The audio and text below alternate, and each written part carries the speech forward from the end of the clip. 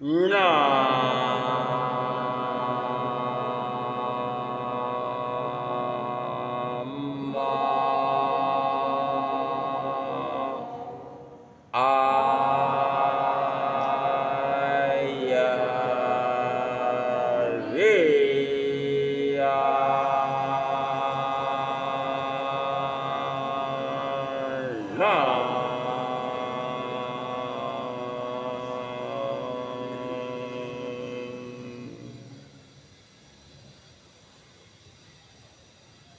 ना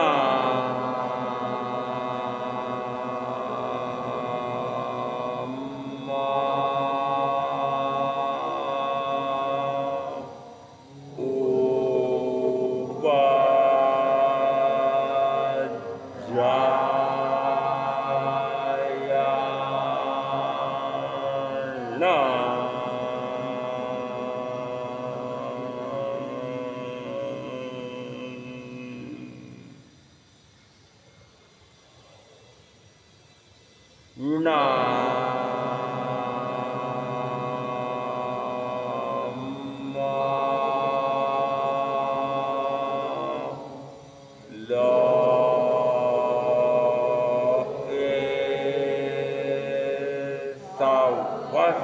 ऐसा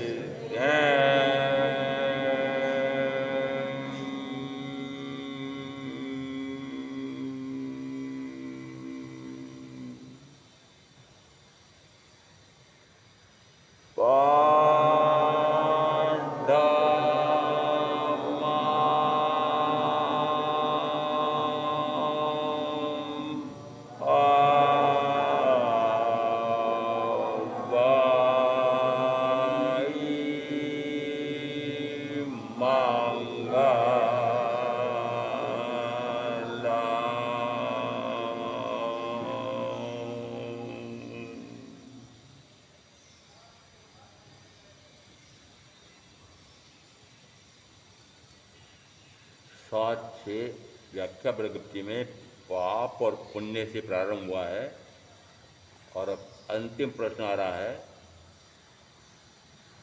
कि संयम और तप से किस फल की प्राप्ति होती है। तो प्रथमतः कहा कौन सा संयम। हिंसा, झूठ, चोरी, मैथुन, परिग्रह, इन 5 पापों को जीवन पर्यंत के लिए करुणे करावणी कर्तव्य का अनुमोदन करुणे मन से वचन से काया से संयम। कौन सा संयम है? द्रव्य संयम है कि भाव संयम है? द्रव्य संयम में फिर समवाय सूत्र के 17वें समवाय में 17 प्रकार दे दिए। उसमें पृथ्वी का है, अप का है, तेयु का है, वायु का है, वनस्पति का है। 5 इंद्रिय संयम, इन 5 प्रकार के जीवों के प्रति मेरा कोई भी इस प्रकार का भाव नहीं होगा कि जिससे इनको किसी भी प्रकार की हानि पहुंचे। 5 इंद्रिय संयम, मन संयम, वचन संयम, काय संयम।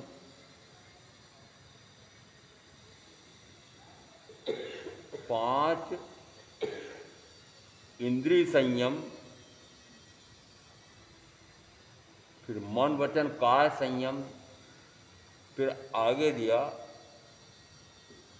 कि अब वह भाव संयम में कब जाएगा।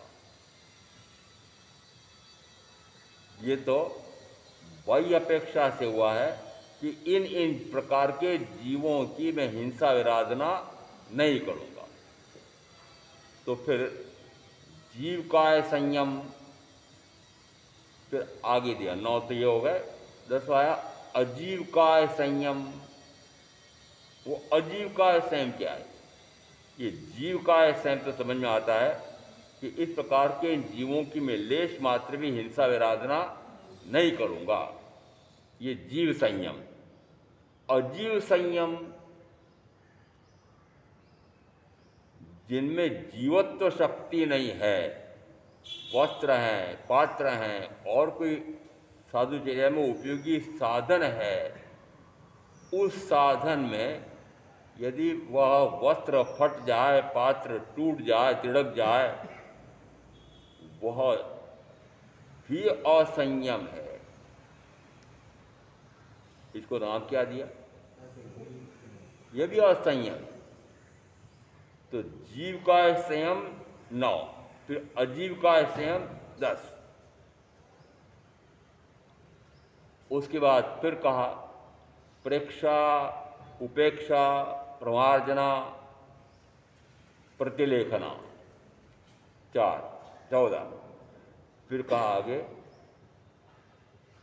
मन संयम, वचन संयम, काय संयम। ये 17 प्रकार के संयम समवायिक सूत्र में आए हैं कि इस प्रकार के 17 प्रकार का संयम का पालन करता है तो वह संयमी है, और जो नहीं करता वह असंयमी। आप कहाँ आते हैं इसमें? हाँ? अरे 17 प्रकार के संयम बताए हैं, उसमें से आप कौन से संयम को पाल रहे हैं?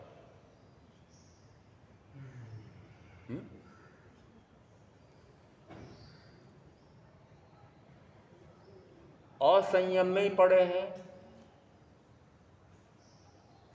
जिस समय दीक्षा समारोह होता है उस समय सारे भाई बहन बोलते हैं, क्या बोलते हो?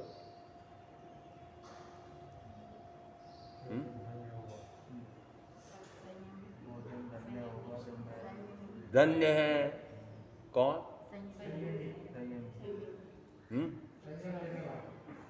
ये दीक्षा लेने वाले धन्य हैं। तो फिर मैं कहाँ कहूँगा? यदि संसार में पड़े हुए धिक्कार है। कहाँ पड़े हो? संयम में हो? संयमित जीवन है, नियमित जीवन है। कौन कौन सा का संयम कर रखा है? बाहर में कौन सा संयम कर रखा है? अभ्यंतर में कौन सा संयम कर रखा है? 1-2 व्याख्या प्रगति में संयम किसे कहते हैं, असंयम किसे कहते हैं, वहाँ आया कि यदि कोई यह देखता है कि साधु बनने के बाद, आपको चित्र बता देता हूँ, जैसी दीक्षा होती है, दीक्षा होते से ही उसको ऊंचे पहाड़ पर आसीन कराया जाता है और फिर देखता है कोई करोड़पति, अरबपति, ऐसे धनपति भी उसके चरण पर माथा टिका रहे हैं, बड़े बड़े अधिकारी चक्रवर्ती तक आकर के माथा झुका रहा है।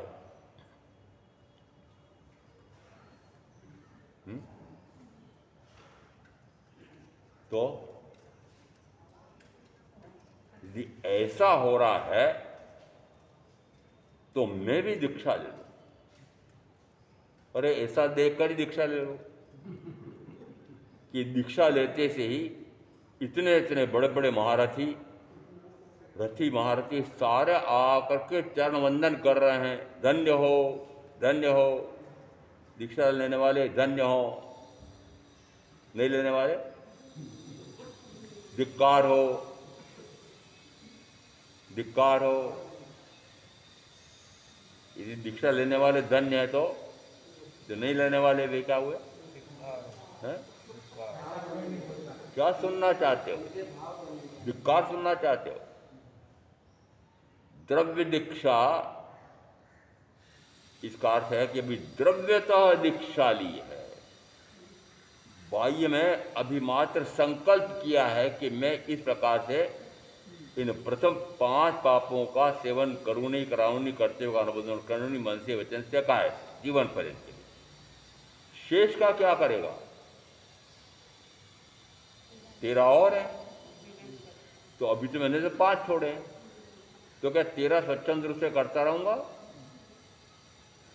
क्रोध से लगा करके, क्रोध में विवेक करता, क्रोध विवेक से मिथ्या दर्शन चलने से 13 प्रकार के पापों में निरंतर विवेक विवेक विवेक विवेक करते करते उनको भी न्यून न्यून न्यून घटाते घटाते मिटाते मिटाते 18 प्रकार के पापों से परे हो जाता।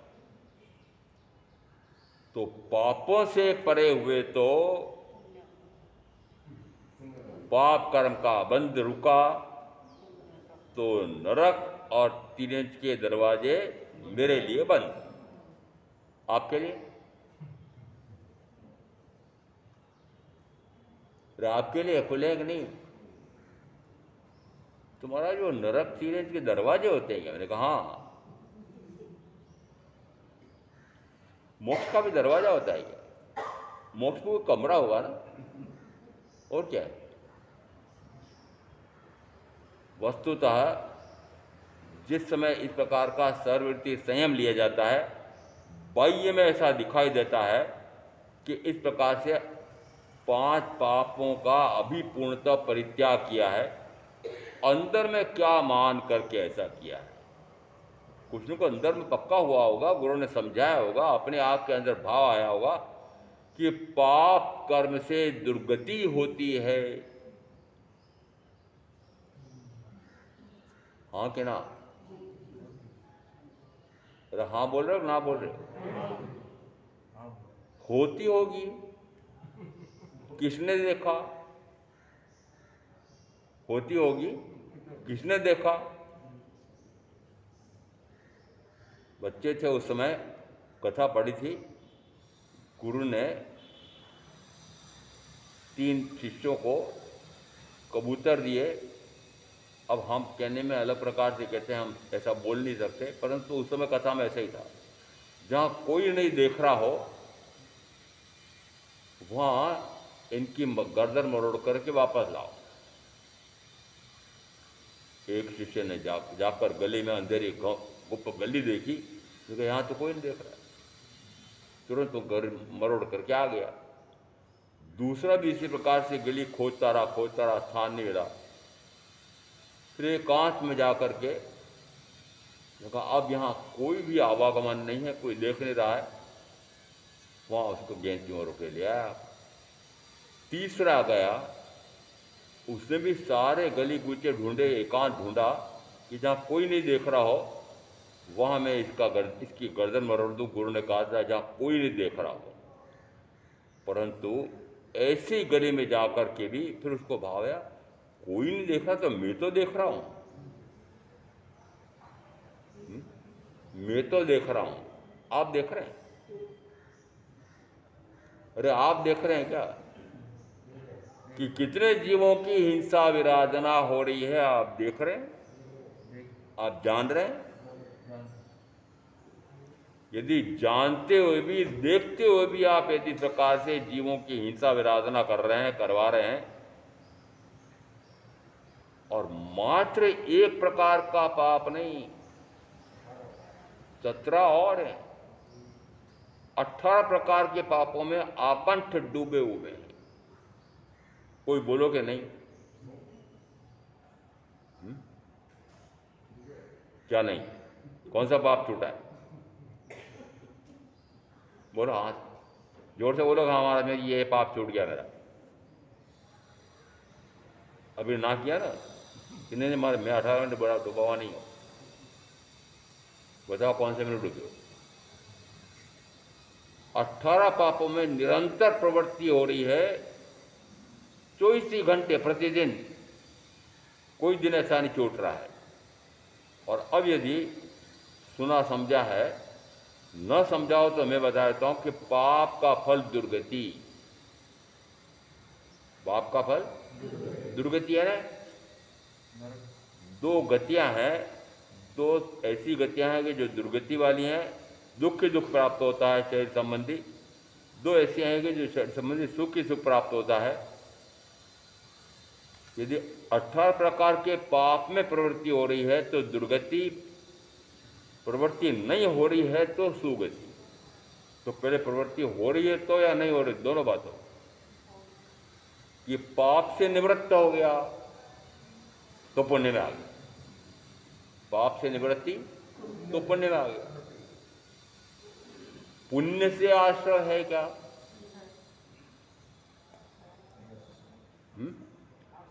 पुण्य से भी आश्रय होता है। यदि आश्रय होता है तो बंद भी होता है।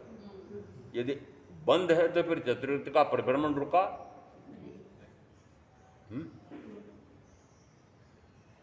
तो फिर उद्यमनी क्या करे?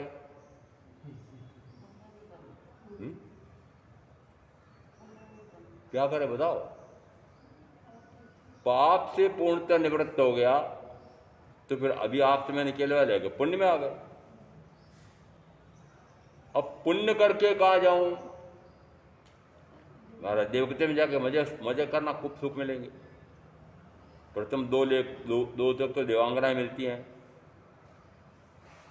वर्णन मिलता है, बड़ा विचित्र वर्णन मिलता है कि जैसे एक इस प्रकार की सज्जा सेज सजी हुई है पलंग, वहां देवगति में एक कमरे में, और इस प्रकार के कमरे में ऐसी सेज बिछी हुई है, ऐसी मखमली चादर बिछी हुई है, और अचानक वो चादर धीरे धीरे ऊपर उठती है, और ऊपर उठते से ही उसमें से एक सर्वांग सुंदर देव उत्पन्न होता है। और जैसे देव रूप में उत्पन्न होता है वैसे ही 32 देवांगनाएं उसके आगे पीछे घूमती हैं सुख देने के लिए। कितने? 32 देवांगनाएं, सर्वांग सुंदर।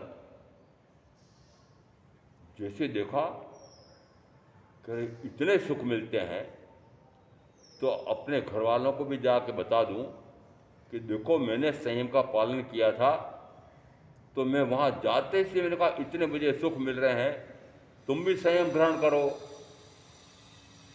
तो जैसे मैंने भाव किया, उन्होंने कहा अभी अभी तो आए हो, चले जाना, थोड़ा नाटक तो देख लो, थोड़ा राग रंग तो हमारा देख लो। तो उन्होंने कहा चलो थोड़ी देर देख लेते हैं। और थोड़ी देर देखने के लिए जैसे भी रुका, तो यहाँ कहा जाता है कि सुख की घड़ियाँ बड़ी तेजी से निकल जाती हैं, दुख की घड़ी, अब उदाहरण दे रहा हूं, जिस दिन सुहाग रात थी, सुहाग रात, न जाने कब यह सूर्योदय हो गया, वो रात कैसे बीत गई पता ही नहीं लगा। अरे सूर्योदय तू क्यों उग गया है, भाग क्या हो रहा है, इतना जल्दी उग गया तू? पति पत्नी, अब उन दोनों में से कोई एक संध्या होते होते मृत्यु को प्राप्त हो गया। और अब हम तो हमारे दो रहा ही नहीं, अब तो हम दो हैं, और अब घर में और कोई नहीं है, और पति उसका प्राणांत हो गया है या पत्नी का प्राणांत हो गया है, और अब यहाँ पर सोचो कि वो काली अंधेरी रात बीते न बीते। कैसे लग रहा है? बीते न बीते भाई, वह 12 घंटे की रात तो पता नहीं कैसे बीत गई, ये क्यों नहीं बीत रही? हुँ? कौन सी 12 घंटे की रात? सुहाग रात। तो सुहाग रात तो पता ही नहीं लगा कैसे बीत गई, और अब एक एक पल निकलना भारी पड़ रहा है। कब भोर हो और कब दाह संस्कार के लिए इनको भाई भेजूं, तब तक मुझे अकेले बैठे रहना है, अकेले बैठे रहना है। दुख की घड़ी है, आती है कि नहीं आती? अरे ये तो अंतिम अंतिम बताई मैंने। दुख की घड़ियां आती है कि नहीं आती हैं? फिर क्या करते हो? महाराज दौड़ी दौड़ी आपके पास, दौड़ा दौड़ा आपके पास आता हूँ, ये दुख आ गया है, ये दारिद्र आ गया है, ये क्लेश आ गया है, ये परेशानी आ गई, ये समस्या आ गई है, ऐसी ऐसी कितनी समस्याएं लेकर के मेरे पास दौड़ दौड़ आते हैं, महाराज कोई उपाय बताओ ना। जैसे मैंने सुना, सुन करके थोड़ा सा आंखें मूंदी, फिर थोड़ी देर बाद वापस कमरे के अंदर गया, अंदर जा कर के फिर थोड़ा सा नाटक किया, और नाटक करके उसके बाद में एक पुर्जा लाया, और वो पुर्जा ला के दे दिया, या इसके भुजबंद पर बांध के रख लेना, और जब जब भी कोई संकट आए, जब जब भी कोई संकट आए, तो इस पुड़िया पर ध्यान देना, तेरा संकट मिट जाएगा। सही है ना? अरे सही है कि नहीं? मंत्र से, तंत्र से, यंत्र से क्या इस प्रकार के दुख, दारिद्र्य आदि जितने आपके संकट बाधाएं हैं, वे मिट सकती हैं कि नहीं, कम हो सकती हैं कि नहीं? हुँ? शास्त्र भरे पड़े हैं, शास्त्र भरे पड़े हैं। किसमें? इन मंत्रों में, तंत्रों में, यंत्र में। मंत्र ये तीनों अलग अलग होते, पता है आपको? मंत्र कुछ और होता है, तंत्र कुछ और होता है, यंत्र कोई और होता है। वो 65 या यंत्र तो आपने सबने लिख रखा होगा ना? कहाँ लिख रखा है? वही चौपड़े के ऊपर ऊपर लिख रखा है, मकान के ऊपर भी इस प्रकार का बना रखा है 65 या यंत्र। वो कैसे बनाया जाता है, कैसे लिखा जाता है, मेरे से सीख के जाना आप, और सारे घर की समस्याएं आपके हल हो जाएगी। 65 या यंत्र आप उस मकान पे लिख के रख दोगे, वही चौपड़े पे लिख के रख दोगे, तो कर्म धन का ढेर लग जाएगा। चाहिए कि नहीं चाहिए? और महाराज उसी के लिए तो परेशान हो रहे हैं, दिन रात मर खप करके, और धन इकट्ठा करने के लिए तो मरे जा रहे हैं। तो महाराज इतने आसानी से मिलता हो तो बता दो ना, मुझे तरीका बता दो कोई। तो मेरे पास कई मंत्र भी हैं, मत समझना नहीं है, मंत्र भी हैं, यंत्र भी हैं, तंत्र भी हैं। मज़ा आ गया। मैं अंदर गुप्त बैठा हूँ, बाहर एक छोटा साधु बैठा है, और पंक्तिबद्ध बहुत सारे भाई बहन खड़े हैं, और एक एक को वो देखता है कि जो अंदर गया है, अंदर जाके वापस आया है, वो वापस आकर के कुछ भेंट चढ़ाता है और बाहर निकल जाता है पुर्जा लेकर के। फिर मैं दूसरे को भेजता हूँ अंदर। बाहर छोटा साधु क्या करता है, फिर अंदर बड़े साधु क्या करते हैं? साधु संयमी, संयमी है, साधु है। अरे भ्रष्ट है कि नहीं? किसने किया?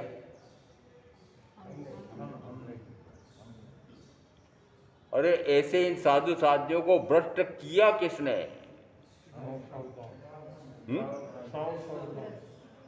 आपने किया? क्यों?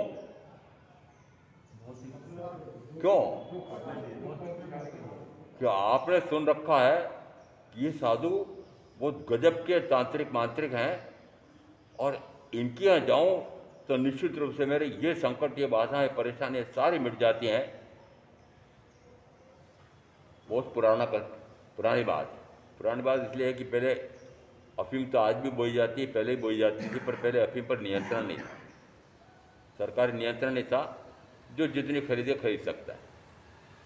अफीम खरीद रखी थी और अफीम खरीदने के बाद फिर कानून बन गया कि इस प्रकार की जो अफीम गुप्त रखेगा, चोरी से रखेगा, उस पर इस प्रकार का अपराध का कानून लागू हो जाएगा। और अब जैसे ही ऐसे उस अफीम को पकड़ने वाले आ गए, घेरा डाल दिया है सारे मकान पर, और उस समय भागा भागा वो एक संयमी के पास पहुंचा। तांत्रिक कहो, मांत्रिक कहो, यांत्रिक कहो, मैं उस समय उसको यांत्रिक, तांत्रिक, मांत्रिक कहूं कि संयमी कहूं? जिसे वो मंत्र दे रहे हैं उसमें क्या माना जाएगा? साधु के मांत्रिक?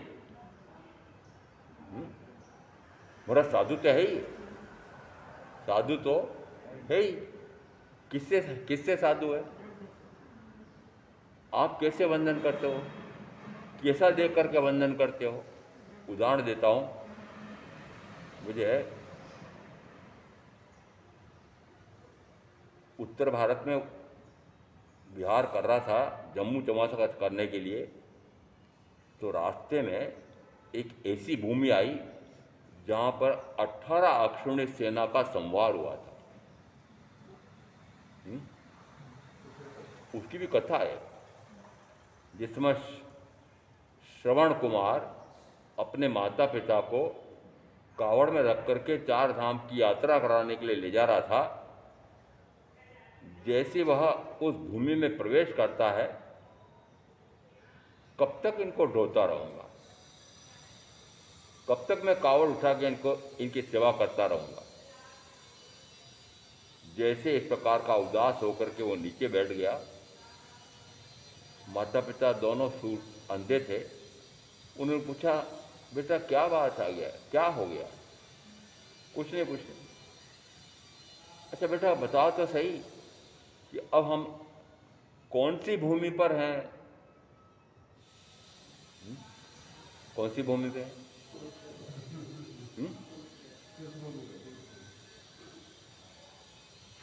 कौन सी भूमि है?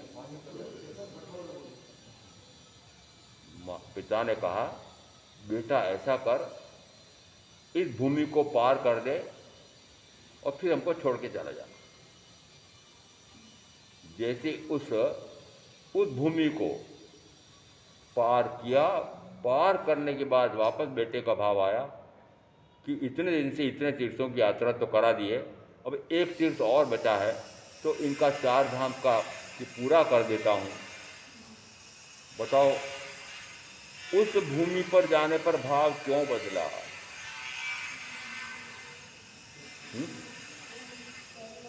कौरव और पांडव जिस समय युद्ध के मैदान पर आमने सामने हैं, और उस समय उस युद्ध में कहा जाता है कि मात्र 5 पांडव और 1 द्रौपदी बचे थे, शेष सबका सर्वनाश। एक सरसैया पर बचे भी थे तो वे भी मरणासन अवस्था में ही थे। सरसैया पर यानी कैसे कि जितना युद्ध हो रहा था, सामने पितामह है, अर्जुन के सामने पितामह। पितामह को मारना है।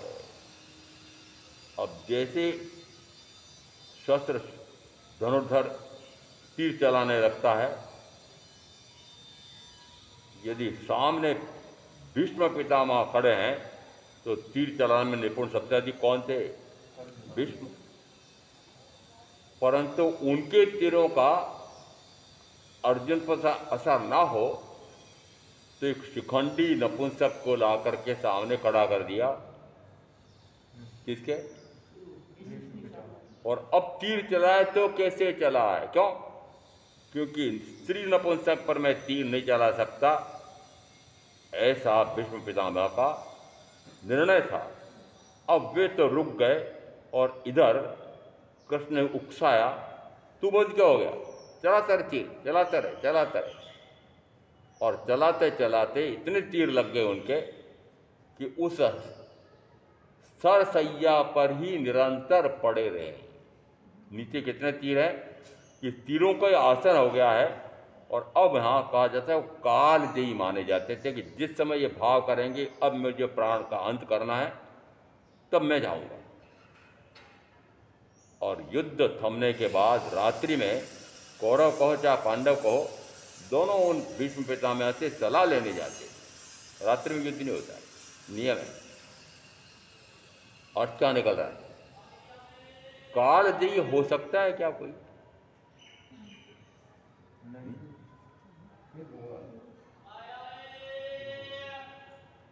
काल पर विजय प्राप्त की जा सकती है क्या?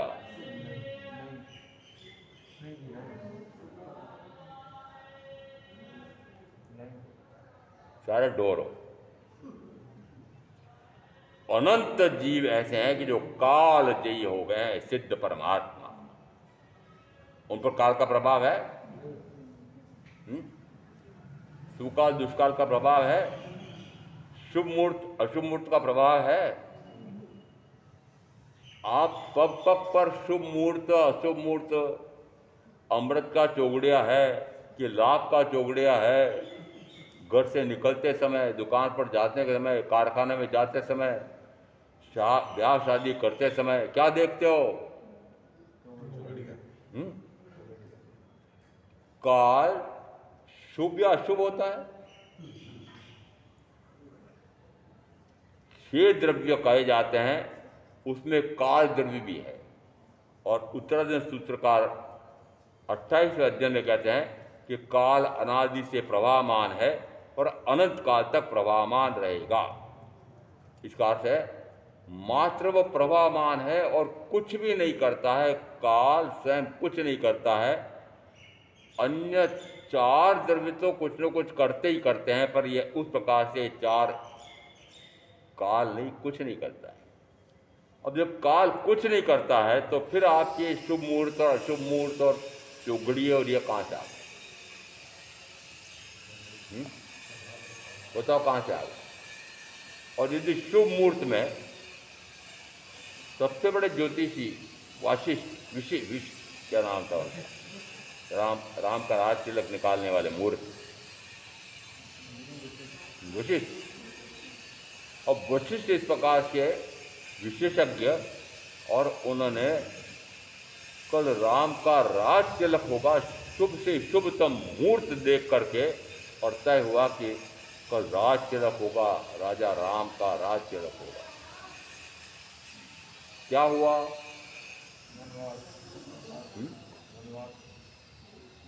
कि जिस समय राज तिलक होना था उसी समय 14 वर्ष का वनवास। बताओ मूर्ख कहाँ गया? मूर्ख आपने भी तो मुहूर्त दिखवाया होगा, आपके माता पिता ने दिखवाया होगा कि शादी का ऐसा मुहूर्त करो कि जीवन भर इन पति पत्नी के रूप में मेरे बेटा है बेटी ये सुखपूर्वक जीवन जिए हैं। दिखाया था। सारे माता पिता ने देख करके आप भाई बहनों की शादियां कराई है, कोई दुख नहीं आया। अरे आया कि नहीं बताओ उससे मुझे। इतना शुभ मुहूर्त लेकर के पाणी ग्रहण हुआ था, फिर ये दुख क्यों आ गया? मानो कि ना कोई शुभ घड़ी है ना कोई अशुभ घड़ी है, ये सुख और दुख आ रहा है, वह मानना कि मेरी पूर्वोपार्जित कर्म का सुफल या दुष्फल है। और यदि वह कर्म मैंने बांधा है, निश्चित है कि बांधने वाला मैं हूं, तो उदय में आएगा। तो आगे कि बांधा है तो उदय में तो आएगा ही आएगा। उदय में वह शीघ्र नहीं आने वाला है। और उस समय मैं सोचता हूँ कि यदि मैं प्रमाद में चला गया, उस समय उदय में आया, तो महावीर क्या करते हैं कि ऐसे कर्मों को शीघ्र उदयावली में लाते हैं। वो उदयावली में शीघ्र लाते कैसे हैं? प्रतिकूल से प्रतिकूल स्थान, चाहे प्रतिकूल से प्रतिकूल व्यक्ति स्थिति में जाकर के खड़े हो जाते हैं, और प्रतिकूल में जाकर के खड़े हुए, जंगल में जाकर खड़े हो गए, और अब वहाँ एक ग्वाला आता है। और ग्वाला, सारी कहानी आप जानते हैं, बोलता नहीं। ग्वाला जिस समय कान में कीलियां ठोक रहा है, विपरीत स्थान पर जाकर खड़े हुए, ध्यानस्थ हो गए। और अब जिस समय बैल चराने वाला वो कह गया था कि मेरे बैलों का ध्यान रखना, मैं थोड़ा घर पर एक काम भूल गया हूँ, करके आता हूँ, गाय धो के आ जाता हूँ। बैल तो चढ़ते चढ़ते इधर उधर चले गए। जैसे वापस आया, क्यों रे मेरे बैल कहाँ चले गए? मेरे महामुनि महावीर ने तो न पहले सुना न अभी सुन रहे हैं। बेरे थे क्या? बेरे थे, बेरे थे। वो और कुछ सुनना ही नहीं चाहते हैं, आत्मा की पुकार ही सुनने के लिए खड़े थे। आप आत्मा की पुकार सुनते हैं? अरे आत्मा की पुकार सुनते हैं? वो आत्मा निरंतर पुकार कर रही है कि मैं अनंत काल हो गया है, इतने इतने कर्म बांध बांध करके, ऐसे ऐसे कर्म बांध बांध करके और आया हूं, और अब इन कर्मों का क्या करूं? अंदर वो कर्म की पुकार आ रही है, निमित्त लाकर खड़ा कर रखा है कर्म ने, अब क्या करूं? निश्चित मानना कि कर्म जब उदय में आता है, तो उदय में आता कैसे, पता कैसे लगेगा कि कोई न कोई निमित्त आकर के खड़ा होता है। वो निमित्त आपको सुख देने वाला हो सकता है या दुख देने वाला होता है। और यदि जैसे आप उस निमित्त पर ध्यान देते हैं, तो निमित्त यदि अनुकूल है तो उसके प्रति राग का भाव आएगा, निमित्त यदि प्रतिकूल है तो उसके प्रति द्वेष का भाव आएगा। और राग और द्वेष वापस करते से सातों आठों प्रकार के कर्म का आचरण बंद हो जाता है। मुनि अवस्था में महावीर ने क्या किया? जानबूझ करके विपरीत स्थान, अरे राजमहल छोड़ करके जंगल में गए ना, तो जानबूझ कर आफत मोल ली। मैंने भी ली थोड़ी बहुत, जानबूझ के ली ना। और जानबूझ के लिए फिर आफत आ गई तो जानबूझ के लिए ना, तो चुप रह जा, मौन हो जा, ध्यान में चला जा, आत्म ध्यान में लीन हो जा।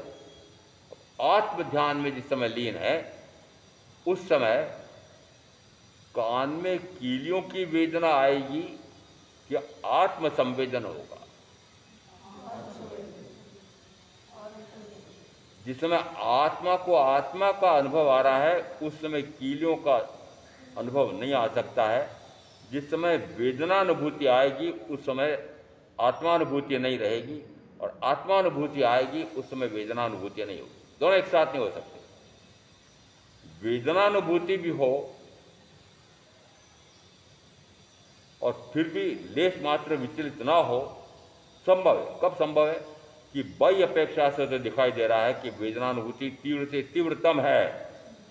यहां तक कहा जाता है कि प्रदेश वेदन तो हो रहा है, पर अनुभाव वेदन नहीं हो रहा है। प्रदेश वेदन क्यों? क्योंकि सामने दिखाई दे रहा है कि कान में कीलियां ठुकी है, और कान में कीलियां कैसी ठुकी हुई है कि एक कीली दूसरी कीली से अंदर जाकर के मिल गई। आज के चिकित्सकों को पूछो तो ऐसा हो तो पर्दे फट जाते हैं, मृत्यु हो जाती है। ऐसा तो हो ही नहीं सकता है, परंतु हुआ है, हुआ है। हमारे आगम में स्पष्ट आया, कथानक में आया हुआ है कि इस प्रकार से उस ग्वाले ने जो कीलियां ठोकी थी, वो कीलियां है, वो कीले में समझ लेना, कान में कीले ठुके। कीले लोहे के, एक छोटी सी पेड़ की टहनी ली, पतली सी, और अपने पास एक औजार होता है दराती, उससे उसने तीखी की, फिर तीखी करके और कान में ठूसी, और वह दिखे नहीं तो बाहर से पूरी काट दी कि किसी को दिखे नहीं। ऐसी कीलियों का जिस समय वेदन हो रहा होगा, उस समय क्या महामुनि महावीर को वेदना का अनुभव आ रहा होगा? संयम की बात हो रही है अभी। कौन से संयम की? अब उस समय वे संयम में है कि असंयम में है? और अभी मैंने जो 17 प्रकार के संयम दिए थे, उसमें से उनके यहाँ कौन सा असंयम और कौन सा संयम? भाव संयम है। दिखाई दे रहा बाहर में द्रव्य संयम लिया है, द्रव्य संयम के साथ भाव संयम नहीं आए तो मुक्ति का साधन नहीं हुआ। द्रव्य संयम आया है तो द्रव्य संयम आने के कारण से जो कष्ट आ रहे हैं, वो कष्ट को समभावपूर्वक सहन कर लेता है, तो पाप से पुण्य में आ जाता है और देवगति के सुख मिलते हैं। क्या इसके लिए संयम लिया?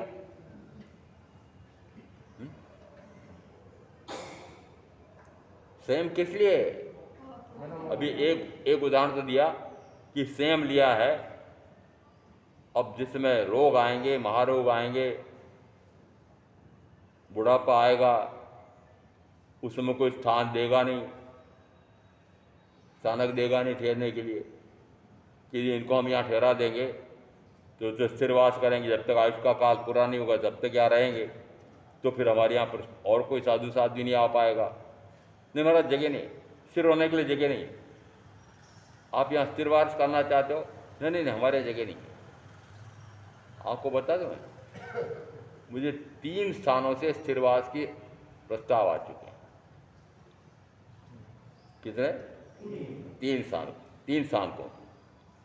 महाराज देखो, आपको स्थिरवास करना हो तो मेरे यहाँ करना, हमारे यहाँ करना। आपको? अरे आपको है ऐसे कोई प्रस्ताव? है क्या? कहाँ से होंगे? मरे जा रहे हो घर में, जब असंयम में पड़े हो तो आपको ऐसे प्रस्ताव कौन देगा? वो संयमी जीवन अपना रखा है, और अब संयमी जीवन में अंतिम पड़ाव आ गया है, और अंतिम पड़ाव में पता नहीं कि कितने दिन जिए, पता नहीं कितने महीनों जिए, पता नहीं कितने वर्ष जिए, तो हमारा तो स्थानक रुंध जाएगा, तो स्थान नहीं देते।